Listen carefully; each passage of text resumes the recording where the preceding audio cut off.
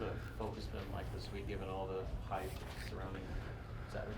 Oh, I think the focus has been good. Coach Frost, he set the tone right away in the team meeting. There's going to be a lot of distractions. There's going to be a lot of media around, a lot of hype going around, but we need to focus on our job. And I think the kids have done a good job so far. What stands out about Fields when you watch him on tape? Well, probably the same thing when you guys watch it, right? He's big, he's fast, he can throw it really good, and he's operating their offense right now. Probably the question mark with him was, can he come in and take command of that offense? And so far, he's done a pretty good job of doing that. So he's a really good football player, and he's going to be a good challenge for us. Who's playing him on the scout team this week? We've got a few different guys, but we've got Luke McCaffrey down there giving us some reps. I know he's got to stay up with the offense some, and because he's a part of their package as well. So, but he's given us some reps, and then obviously Matt Masker's done a great job at quarterback all along, and so has Braden Miller. So I'm sure there's places like that back from last year's game, but there's some things your defense did really right in that game against Ohio State. What do you recall you guys doing well in that particular game, and how can you transport that? Yeah, I think that was the first game. I think we talked about it last year, the first game where I just saw a really good look in their eyes before the game. We went out for that first series when the onside kick kind of went haywire on us, and we made a big stand. I think that set the tempo. We got some turnovers, which was huge in that game, and I think they played really, really hard. Obviously, Ohio State gave us did a good job formationally with a few plays that we needed to fit that we probably hadn't got to because we were still getting to the base of the system. So now we have to be able to fit all the different formations.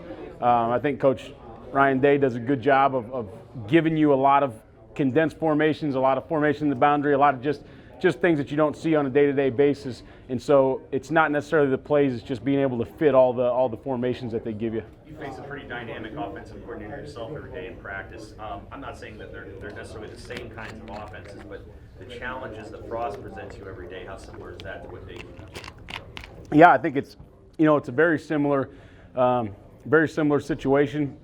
Like you said, there's a few differences in the offense, but there's a lot of similarity. One similar thing is when we play against our offense, we don't know what we're going to get. The tendencies aren't huge. The formations never stay the same. I think that's similar to Ohio State. They showed a lot of different things on film.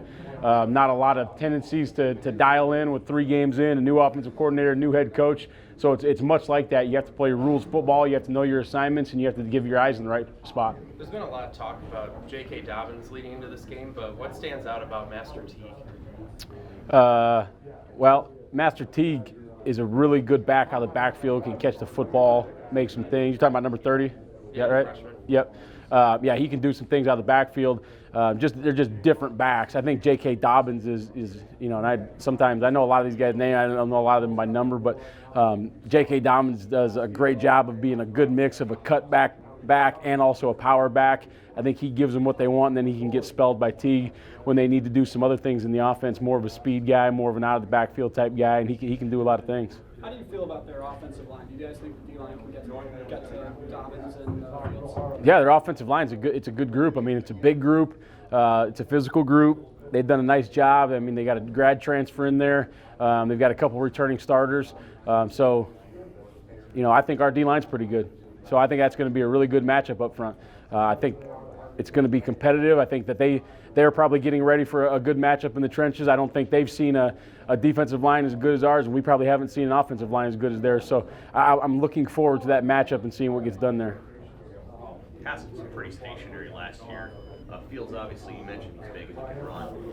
How does it change, the defense in general when they've got a quarterback that's mobile like Fields or like Martinez who is in practice?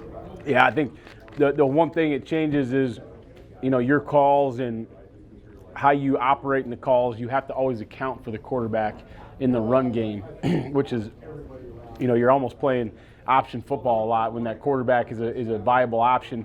Last year, Haskins could do it. He didn't want to very much. He was more of a pocket passer. He's in the NFL now because he can throw the ball really, really well. But Fields can make you earn it in the pass game and the run game. So you always have to account for him on every play. JoJo obviously got a black shirt this week. What has he meant to you over the first 4 games coming back off that injury?